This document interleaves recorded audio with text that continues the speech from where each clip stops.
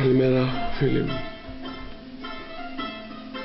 Σήμερα θα σας μιλήσω για μια τίμια πρόσκληση. Πάσχα στο Φόνιοτ. Το Φόνιοτ είναι καλό μέρος για σας, γιατί είναι πάνω στη λίμνη, μέσα στο δάσος και γιατί είναι εννοείο. Κάποιοι αρνήθηκαν την πρόσκληση και είχαν σοβαρά προβλήματα υγείας. For example,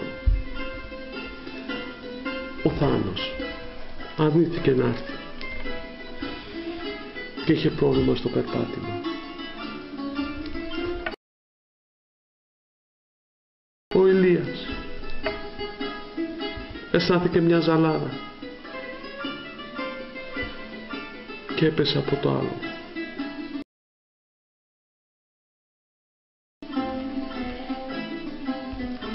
Και αγαπημένος μου Νικόλας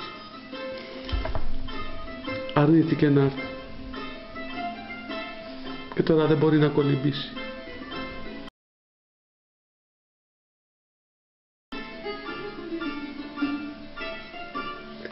Φίλοι μου, ελάτε για Πάσχα στο Φόνιο. Είναι μια τίμια πρόσκληση.